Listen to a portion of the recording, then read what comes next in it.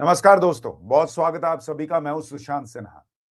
हर हिंदू की नजर इस वक्त बांग्लादेश के चुनाव के नतीजों पर टिकी थी कि क्या बांग्लादेश में कट्टरपंथी मोहम्मद यूनुस और उसकी सरकार विदाई होगी, यूनुस निपटेगा, कट्टरपंथी निपटेंगे और क्या हिंदुओं के लिए जिंदगी थोड़ी बेहतर हो पाएगी। बांग्लादेश चुनाव के नतीजे आए हैं और आज इस वीडियो में आपको बताऊंगा कि वो नतीजे बांग्लादेश के हिंदुओं के लिए क्या मायने रखते हैं और भारत और बांग्लादेश के रिश्तों के लिए क्या मायने रखते हैं। क्योंकि जो बड़ी खबर आ रही है उसमें बड़ी बात यह है कि बांग्लादेश में 20 साल बाद जो खालिदा जिया की पार्टी है बीएनपी, उसकी वापसी हुई है, उसको जीत मिली है और तारिक रहमान जो खालिदा जिया के बेटे हैं उनका प्रधानमंत्री बनना तय है।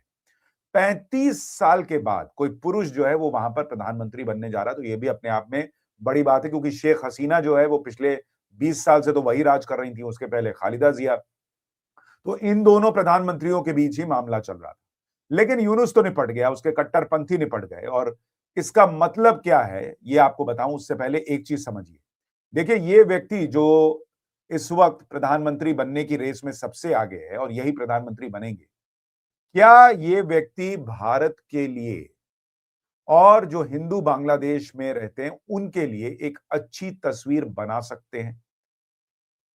हाँ या ना? इससे भी बड़ा जवाब जो है वो अभी आपको इस वीडियो में दूंगा। लेकिन आपकी राय क्या है बांग्लादेश चुनाव के नतीजों पर कमेंट करके जरूर बताइएगा। लेकिन देखिए, इस वक्त दो तीन सवाल लोगों के मन में। एक, भारत पर क्या असर पड़ेगा? अगर जमात जीत जाती, वो कट्टरपंथी जीत जाते तो क्या होता? दूसरा बड़ा सवाल कि क्या भारत शेख हसीना को वापस करेगा बांग्लादेश को? प्रधानमंत्री नरेंद्र मोदी के लिए बहुत बड़ा चैलेंज सामने खड़ा है, क्योंकि अब यह सवाल उठेगा कि क्या शेख हसीना भारत में ही रहेंगी या उन्हें वापस किया जाएगा। तीसरा बड़ा सवाल है कि हिंदुओं का क्या होगा वहां पर। लेकिन उससे पहले आप देखिए कि प्रधानमंत्री नरेंद्र मोदी ने तुरंत बधाई दे दी है वहां पर बीएनपी के सरकार बनने पर तारिक रहमान को। और उन्होंने कहा कि ये जीत दिखाती है कि बांग्लादेश की जनता को आपके नेतृत्व पर भरोसा है। भारत हमेशा एक लोकतांत्रिक और आगे बढ़ते हुए बांग्लादेश के साथ खड़ा रहेगा। मैं दोनों देशों के रिश्तों को और मजबूत करने और मिलकर विकास के काम करने के लिए तैयार हूं। यानी नरेंद्र मोदी ने क्लियर कर दिया कि अगर आप लोकतांत्रिक तरीके से चलेंगे, विजनरी सोच रखेंगे, तो मैं आपके साथ काम करने के लिए तैयार हूं। यानी भारत ने पहल कर दी।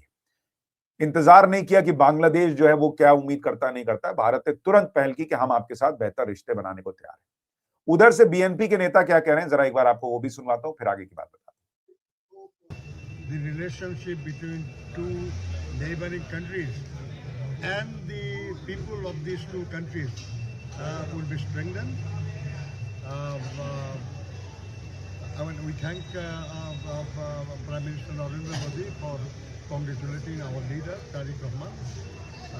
It's great that a democratic country is supposed to recognize the verdict of the people, and Mr. Narendra Modi has done this. यानी बीएनपी के नेता भी खुश हैं कि भाई नरेंद्र मोदी ने बधाई दी। और वो ये इसलिए भी इसकी अहमियत समझते हैं क्योंकि शेख हसीना ने इन इन चुनावी नतीजों को सीधे सीधे जो है वो फर्जीवाड़ा बताया। तो भारत इस वक्त बीएनपी के साथ खड़ा है और शेख हसीना के हिसाब से नहीं चल रहा, इन नतीजों को गलत नहीं बता रहा। ये बीएनपी के लिए एक बड़ा मैसेज है। और ये मैसेज क्या कहता है आगे बताऊं उससे पहले आप देखिए कि बांग्लादेश के चुनावी नतीजे क्या हैं। 299 सीटों वाली बांग्लादेश की जो पार्लियामेंट है, वहां पर बीएनपी गठबंधन को 209 मैसिव जीत मिली है। जमात, एनसीपी और उनका गठबंधन 70 पर सिमट गया है और अन्य को 7 सीट मिली है। अब बीएनपी की यह जीत बहुत मैसिव और बड़ी इसलिए भी आपको लग रही है क्योंकि अगर आप पिछले कुछ चुनावों को उठाकर देखेंगे तो बीएनपी का बुरा हाल था। 2001 में ये लोग लास्ट जीते थे और तब इनको 193 सीटें आई थी, 62 सीटें आवामी लीग को गई थी, शेख हसीना की पार्टी को। उसके बाद से इनका सुपड़ा साफ रहा। 266 2008 में शेख हसीना की पार्टी को आई, इनको आई थी 35 सीट। 2014 में बीएनपी को आई थी 40 सीट और शेख हसीना की पार्टी को 273 सीट। 2018 में इनको आई थी मात्र 7 सीट बीएनपी को, और वहीं आवामी लीग को आई थी 300 सीट। और इसलिए अगर आप देखेंगे तो अचानक से बीएनपी को बड़ी मैसिव जीत मिलना बड़ी खबर है। और इसकी एक बड़ी वजह यह भी है क्योंकि ये ट्रायंगुलर मुकाबला नहीं था। शेख हसीना की पार्टी जो है उसको चुनाव से पहले ही बैन कर दिया गया। तो बीएनपी वर्सेस जमात की लड़ाई मोटे तौर पर मानी जा रही थी। बाकी और अन्य लोग थे और अलग पार्टियां थी छोटी मोटी, लेकिन मोटे तौर पर यह बीएनपी वर्सेस जमात था, बीएनपी वर्सेस घोषित कट्टरपंथी था, क्योंकि बीएनपी भी जो है वो एक तरीके से बहुत हिंदू समर्थक नहीं है, पाकिस्तान से ज्यादा सटती है, तो इसलिए भारत के लिए क्या मायने आगे समझाऊंगा। लेकिन वहां लोगों को चुनना था खास तौर पर कि ज्यादा खराब को चुने, ज्यादा कट्टरपंथी को चुने, या थोड़ा कम खराब को और कम कट्टरपंथी को चुने, और उसमें उन्होंने बीएनपी को चुना। और बीएनपी की इस जीत की बड़ी वजह जो है वो ये है कि बीएनपी के साथ वहां के हिंदू भी चले गए।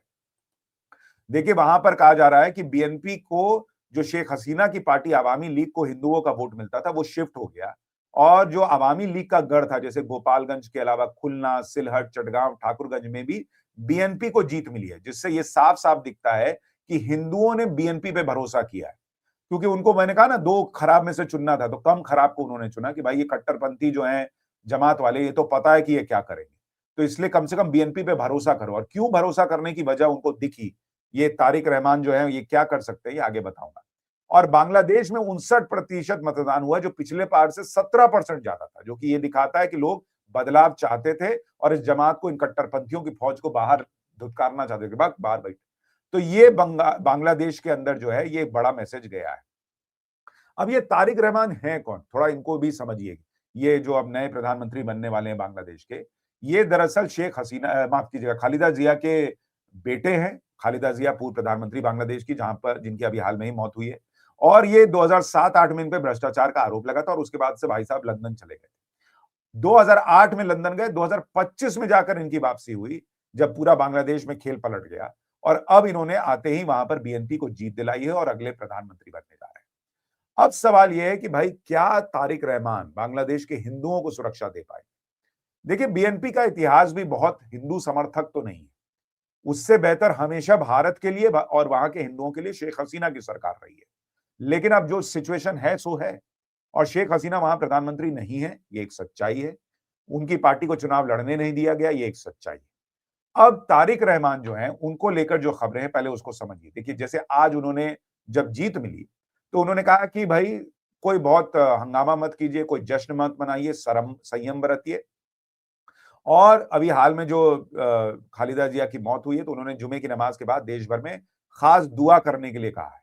उन्होंने कहा कि कहीं भी जीत का जुलूस, कहीं भी रैली आयोजित मत कीजिए। मतलब एक चीज तो दिख रही है कम से कम शुरुआती तौर पर, कि तारिक रहमान ये समझ रहे हैं कि पोस्चरिंग ऐसी होनी चाहिए कि लोगों को ये दिखे कि बदलाव आया है। अब आप एकदम से नंगा नाच कर दें, वहां नाचने लग जाएं, गाने लग जाएं, और इस तरह का एक मैसेज जाए कि भाई कुछ बदला ही नहीं, ये तारिक रहमान नहीं चाहते। तो ये एक पॉजिटिव चीज दिख रही है। उन्होंने जो प्रेयर रखने की बात कही, उसमें हिंदुओं से भी कहा, अल्पसंख्यकों से भी कहा कि आप भी प्रेयर कीजिए। ये एक दूसरी पॉजिटिव बात शुरुआती तौर पर दिख रही है, आगे क्या होगा तो भगवान जाने। तीसरी बात आप देखिए कि जो शेख हसीना के तख्ता पलट में शामिल नाहिद इस्लाम था, वो मात्र 2000 वोट से जीता है। यानी पब्लिक जो तख्ता पलट था उससे भी बहुत संतुष्ट नहीं थी, क्योंकि वो तो स्क्रिप्टेड था। तो इसलिए ऐसे लोगों को ऐसे कम मार्जिन से जीत मिलना दिखाता है कि भाई कट्टरपंथियों को तो एकदम साइड लगा दिया गया। लेकिन आप देखिए तारिक रहमान से उम्मीद इसलिए भी है क्योंकि बीएनपी की पार्टी ने दो बड़े अहम चुनावी वादे किए थे। एक, उन्होंने कहा था कि हम अल्पसंख्यकों की सुरक्षा करेंगे, तो हिंदुओं और दूसरे अल्पसंख्यकों की जान, संपत्ति और पूजा स्थलों की सुरक्षा के लिए सख्त कानून बनाए जाएंगे, ये बीएनपी चुनाव में वादा करके उतरी। अब या तो ये हो सकता है कि उन्होंने हिंदुओं का वोट हासिल करने के लिए झूठे कह दिया, या फिर वो हो सकता है कि भाई 2001 वाली बीएनपी और आज की बीएनपी में फर्क है, क्योंकि 2001 से 2006 जब बीएनपी की सरकार रही, तो भारत से बहुत सहज रिश्ते नहीं थे तब। लेकिन आज की डेट में पानी बहुत बह चुका। क्या जो लंदन में रहे तारिक रहमान वो बदल चुके हैं, बीएनपी को बदलना चाहते हैं? वो समझते हैं कि अल्पसंख्यकों पे अत्याचार का बांग्लादेश की छवि पर कैसा असर पड़ रहा है। तो उन्होंने वादा तो किया, और इसलिए हिंदुओं ने भरोसा जताया कि भाई चलिए हम आपको वोट देके देखते हैं। तो एक उम्मीद तो है कि शायद अब हिंदुओं पर वैसे अत्याचार ना हो जैसे वो कट्टरपंथी कर रहे थे, और इन्हें अगर कट्टरपंथी अब भी हमला करते हैं तो बीएनपी की सरकार को सख्ती दिखानी होगी, कड़े कानून बनाने होंगे। तो एक उम्मीद की किरण पर इंसान चल रहा है कि भाई वो कट्टरपंथी निपटे और बीएनपी कम कट्टरपंथी होगी। दूसरी बड़ी बात जो इन्होंने कहा कि भाई वहां पर विदेश नीति में, उन्होंने कहा कि भाई किसी भी देश का दबाव या प्रॉक्सी न बनकर संतुलित विदेश नीति अपनाई जाएगी। यानी बांग्लादेश ये कह रहा है कि भाई हम संतुलन के साथ चलेंगे, क्योंकि बीएनपी पर आरोप हमेशा से लगता है पाकिस्तान और चाइना से सटने का। तो इसलिए नरेंद्र मोदी ने देखिए साफ तौर पर आगे बढ़कर बांग्लादेश की तरफ दोस्ती का हाथ बढ़ाया कि भाई आपको मैंडेट मिला है लोगों का, हम आपके साथ अच्छे रिश्ते चाहते हैं। अब ये तारिक रहमान पर निर्भर करता है कि वो क्या पाकिस्तान और चाइना की कठपुतली बन के रहता है, या वो वाकई में बांग्लादेश को आगे ले जाना चाहता है? कह तो वो रहे हैं कि भाई हम बराबरी चाहते हैं, लेकिन भारत को संदेह है। भारत को यह पता है कि अतीत में बीएनपी की सरकारें भारत विरोधी उग्रवादियों को शरण देने का आरोप झेल चुकी हैं। और जब 2024 के बाद हिंदू विरोधी सांप्रदायिक दंगे हुए थे, तो उन्होंने वादा किया था कि भाई हम सुरक्षा देंगे, लेकिन कई कई जगहों पर उनके लोग भी यूथ विंग के शामिल रहे थे। अब चूंकि पाकिस्तान और चीन के करीब जाने की आशंका बनी हुई है, तो इसलिए भारत जो है वो बहुत सोच समझ के चलेगा कि भाई भारत ये देखेगा कि, और कई एक्सपर्ट्स को भी लगता है कि आर्थिक व्यावहारिकता बनाई जाए, व्यापार, ऊर्जा आयात और तीस्ता नदी जल बंटवारे पर सहयोग जो है वो बना रहे। और क्लियर है कि जमात जीतती तो हिंदुओं के लिए बड़ा ही बुरा हो जाता, तो वो चीज कम से कम अभी नहीं है, ये साफ साफ दिख रहा है। अब ये बहुत बड़ा प्रश्न है कि भाई अभी हिंदुओं को बेहतर सुरक्षा मिले और वहां पर भारत के समर्थन में या भारत के साथ बेहतर रिश्ते बने, इसको लेकर प्रयास हो, ये तो भविष्य में तय होगा। लेकिन एक बड़ा सवाल ये है कि क्या नरेंद्र मोदी शेख हसीना को वापस बांग्लादेश भेज देंगे? इस सवाल का जवाब बहुत बड़ा है, क्योंकि, और बहुत इंपॉर्टेंट है, क्योंकि शेख हसीना भारत में है। अभी तक भारत जो है वो सीधे तौर पर दुनिया में एक मैसेज ये गया कि भाई वहां पर जिस तरह से कट्टरपंथियों ने तख्ता पलट किया, शेख हसीना अगर वापस जाती तो उनकी जान को खतरा होता। अब तो सरकार बदल गई, अब बीएनपी की सरकार है। आप उसको ये मान भी रहे हैं कि लोगों का मैंडेट मिला है, और वो ऊपर से लादी हुई सरकार नहीं है भाई, वो चुनी हुई सरकार है। अब चुनाव में जो भी हुआ हो, लेकिन वो चुनाव में जीत कर आई हुई सरकार है।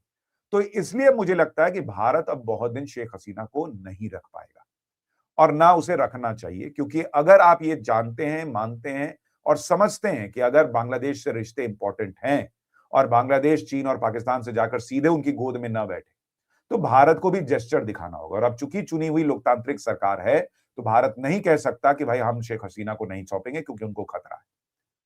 शेख हसीना को मुझे लगता है भारत को सौंपना पड़ेगा, या पड़ना, या सौंपना चाहिए।